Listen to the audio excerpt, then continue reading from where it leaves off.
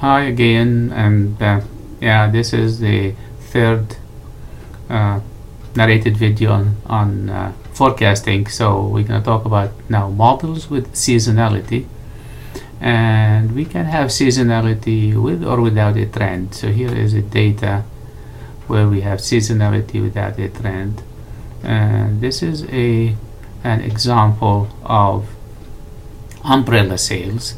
These are quarterly sales, so our data is quarterly, and this is in my first year, first quarter, I have 125 sales. In my second quarter, I have 153. Quarter 3, I have 106. Quarter 4, I have 188, and so on. Year 2, I had this many sales in quarter 1, this many sales in quarter 2, quarter 3, and quarter 4. Okay, so this is our data where the period, the sales are given by quarter, and if we take the period as year, we have 4 seasons in a year. So these are 4 seasons, and now which model would fit with this data? So first we need to graph the data, as we talked before. So if I graph my data, it's going to look like this, and you can see this is not the same as any of the graphs we had before.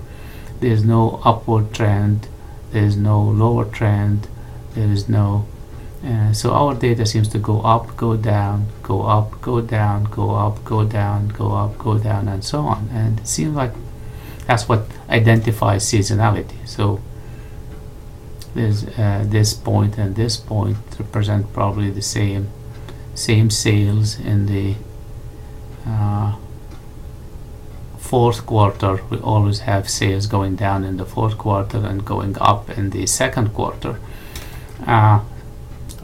So we have season. That's what identifies seasonality in the data. So what do we do with seasonality?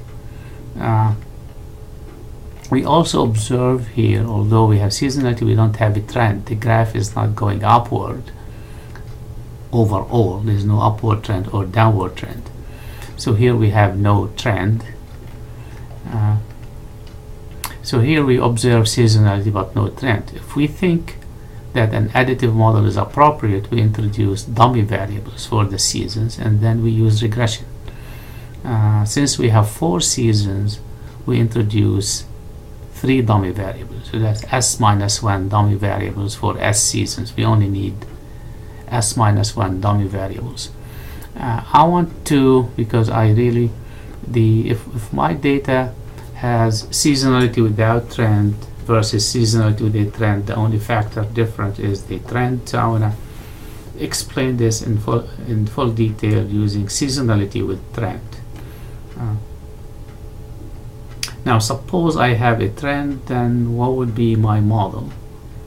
I can have one of 2 possible models. I call it additive model and a multiplicative model. So YT, my sales, would be the trend effects, which in the example I gave you up would not be available, plus the seasonality effect, plus the random effects. In the multiplicative model, I have the same effects, but I multiply them together. We're going to focus on the additive model, although sometimes multiplicative models work better, sometimes the additive models work better, and usually the one we pick depends on the forecasting error, the one that gives us lower forecasting error. Okay, so let's focus on the additive model. We have 4 seasons, so we only need 3 dummy variables, one for each of the included 3 seasons. We also need a variable for the trend, and we will end up with this regression model. So everybody is familiar with regression model. Let's look at this regression model. It's beta 0 plus beta 1t. That's for the trend. And then for seasonality, I add those dummy variables, S1, S2, S3. I could call them M1, M2, M3, M11 if I have 12 months as seasons. And so I get beta 2 S1, beta beta 3s2 plus beta 4s3 plus the error term. And so basically for season 1, S1 would be 1, S2 would be 0, S3 0. For season 2, S1 would be 0, S2 would be 1, S3 0. For season 3, S1 0, S2 0, and S3 is 1. For season 4 is basically I make S1, S2, and S3 zeros. So I could have a season 4 and make S4 1 and the other 0, but that really would complicate my model without any benefits. So the combination of zeros and ones for each of the dummy variables at each period indicate the season corresponding to the time series value. So let's see how do we use so if I have a model with seasonality and no trend, then I wouldn't need the beta 1t term, that's because that's the trend, right? Of course, beta 0 is the is the level, so I keep that. Multiple regression is then done on with t, s1, s2, and s3 as independent variables. So these are my independent variables now, and yt as my dependent variable. And you've run multiple regression models before. Actually, in this data also I can add if I believe that maybe in my model there are other factors. I can have beta 5, x5, and maybe x5 can be say some other independent variables. So I can add other independent variables to the model besides seasonality. So here's an example where I have my, say, bank data, where I have my data is on a daily basis over a week, and I have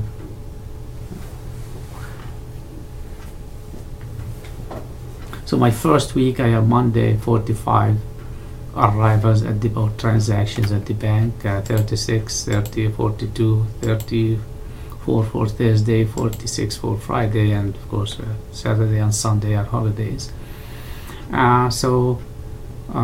So I have my period is a week, and I have 5 seasons in this case, right, representing Monday, Tuesday, Wednesday, Thursday, and Friday. So I plot my data here, so where my period goes from 1 all the way to 20, and my customer arrivals, and I can see here seasonality because it's going up and down, and I can see an upward trend. So there's an increase in customer arrivals over time. So from the plot we observe a linear upward trend. We also observe that customer arrivals depend on the day of the week. So we're gonna arrange the data in a format suitable for regression analysis, and this is that format. Okay, so that's my days. Just the first really 2 columns are just to arrange to keep track of where my data came from. So that's my week 1, week 2, week 3, and week 4. And this is my yt is my observed arrivals over the last 20 days.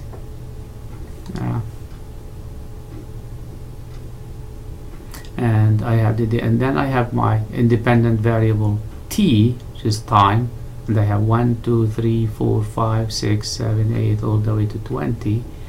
And now I want to take track for my seasonality factors. Instead of using S1, S2, S3, S4, I just use variables indicative of days: Monday, Tuesday, Wednesday, and Thursday.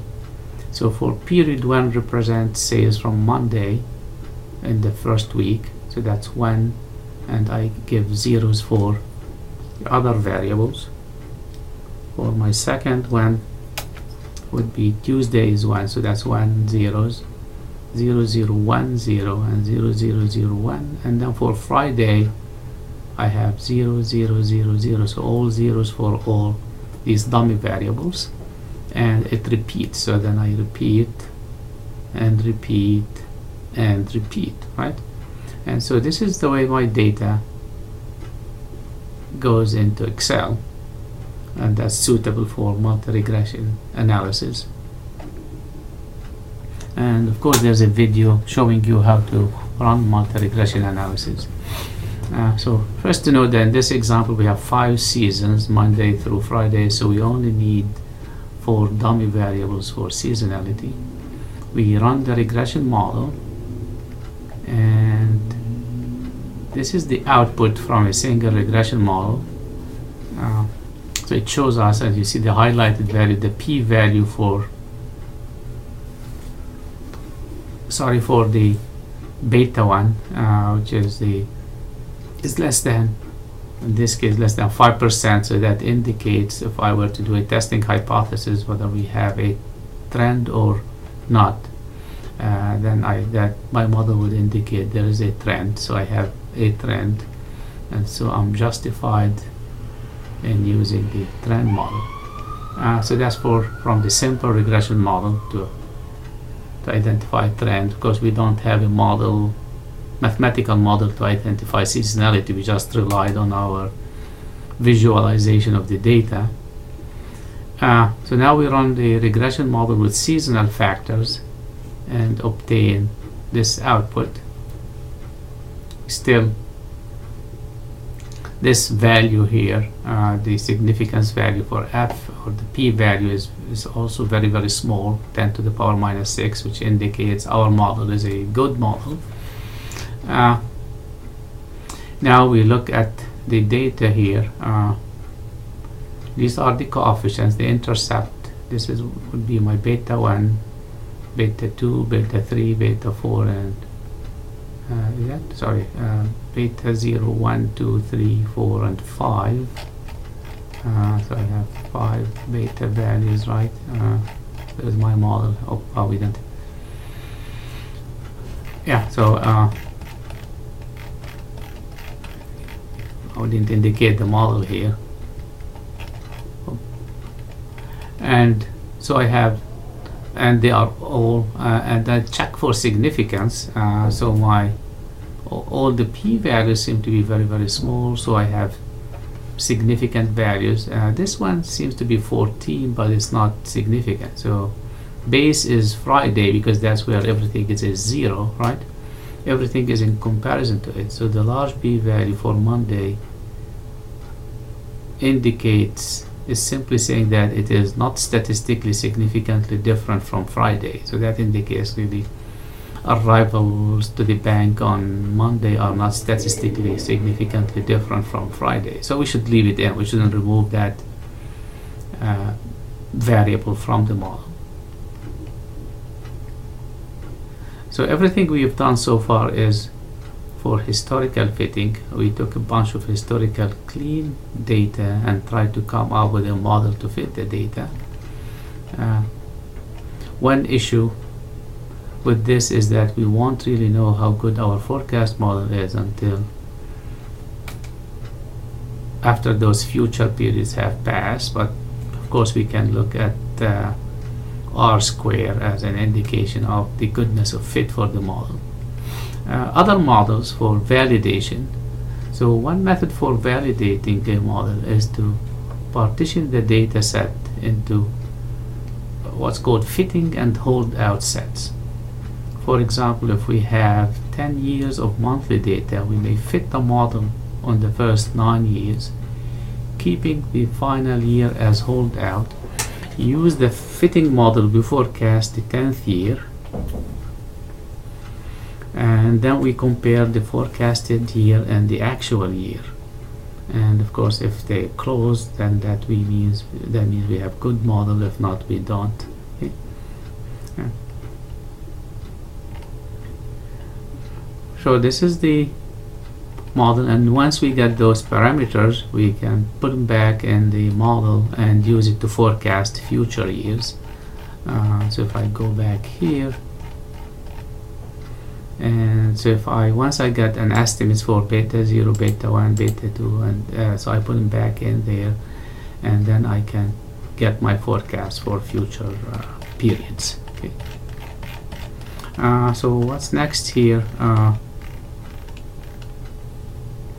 There are other classical decomposition techniques. I want you to read through this material, although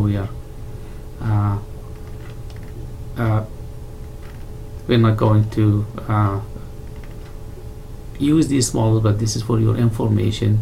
A technique, a very sophisticated method for time series analysis is called autoregressive integrated moving average models, or called ARIMA models.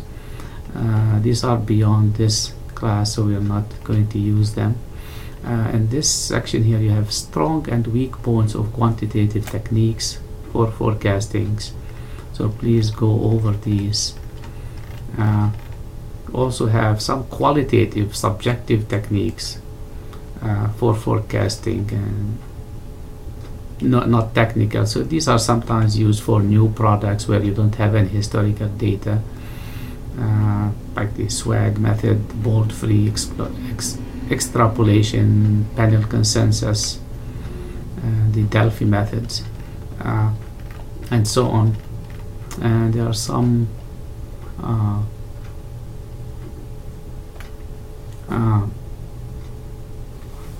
points, some viewpoints about the strong and weak points of these techniques.